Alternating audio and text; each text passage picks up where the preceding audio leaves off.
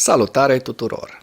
Astăzi discutăm despre consecințele ofensivei ucrainene de la Kursk, momelile de acolo pentru armata rusească, între care rușii deja au intrat într-una, pierzând un convoi întreg care transporta trupe și echipamente militare, convoi lovit de armata ucraineană de la distanță. Discutăm despre aerodromul de la Lipetsk, distrus de către dronele ucrainene și multe alte fapte de vitejie ale AFU, ale armatei ucrainene. Potrivit Institutului pentru Studiul Războiului, Rusia nu vrea să redistribuie trupe la Kursk pentru a nu perturba ofensiva. După ce au mușcat deja momeala mai micuță, trimițând în gura HIMARS rușii, nu vor să muște momeala mai mare.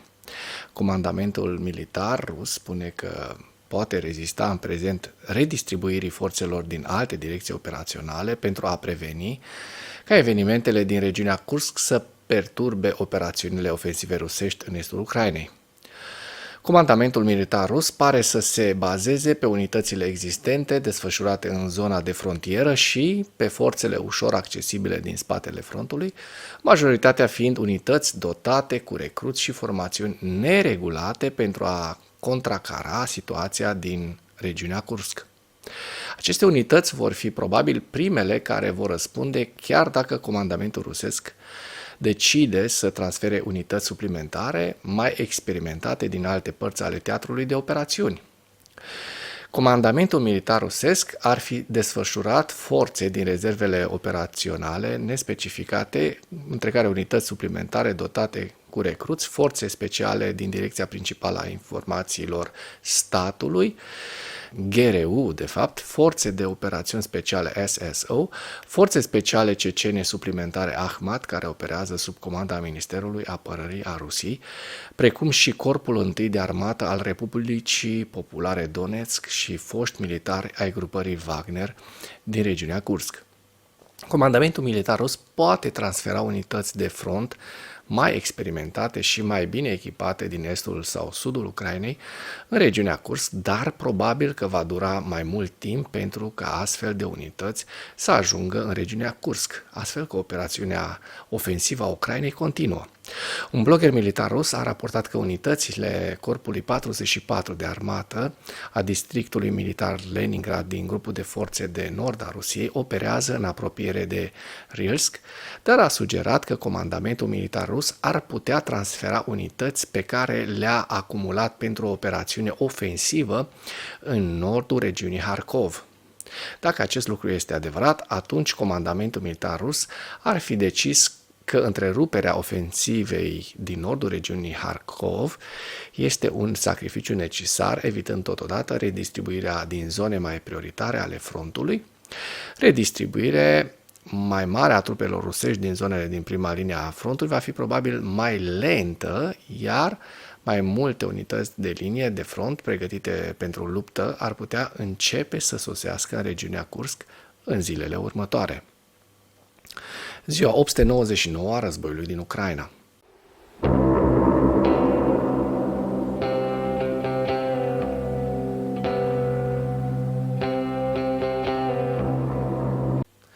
Potrivit statului major al forțelor armate ale Ucrainei, în dimineața zilei de 10 august 2024, pierderile totale în lupta ale Rusiei de la începutul invaziei neprovocate asupra Ucrainei din 24 februarie 2022 se ridică la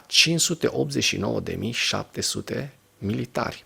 În ultimele 24 de ore, Rusia a înregistrat pierderi semnificative pe frontul din Ucraina, între care 1160 de militari, 7 tancuri, 9 vehicule blindate de luptă și încă 69 de sisteme de artilerie.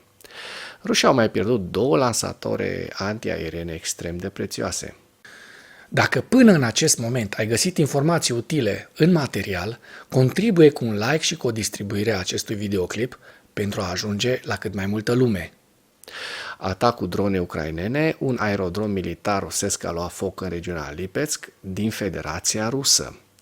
Pe internet a apărut un videoclip cu soldații forțelor armate care controlează orașul Suja din Federația Rusă, îmi pare rău pentru pronunție, așa se pronunță, Suja sau Suja, Ucrainenii nu comentează oficial. În seara zilei de 9 august, pe rețelele de socializare a apărut un videoclip cu luptătorii ucraineni stând lângă o sucursală Gazprom și susținând că au preluat controlul asupra orașului Suja, în regiunea Kursk.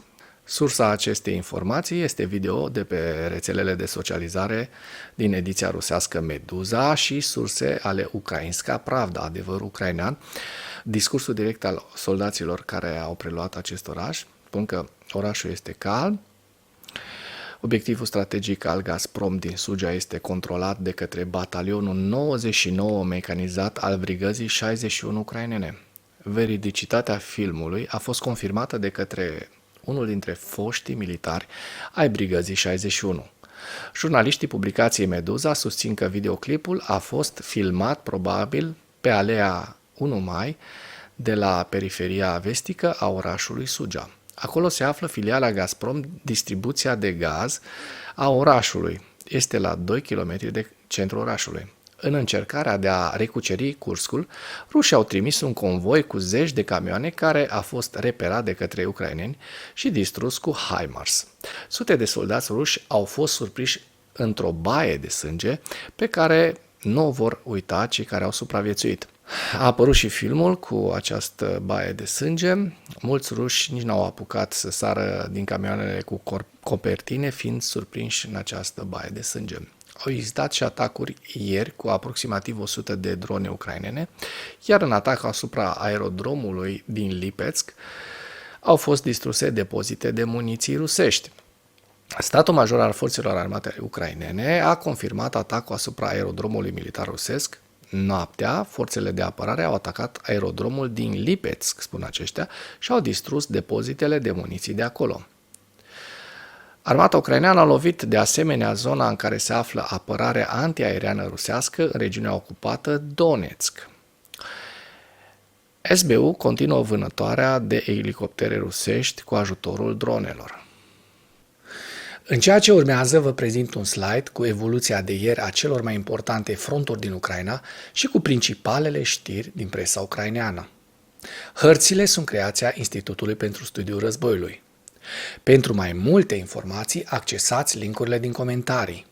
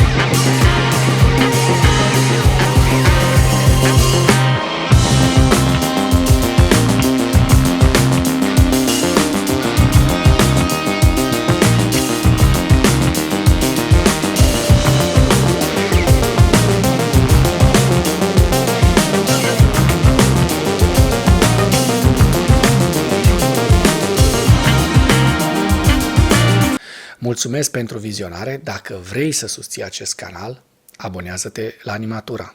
Apreciez mult asta.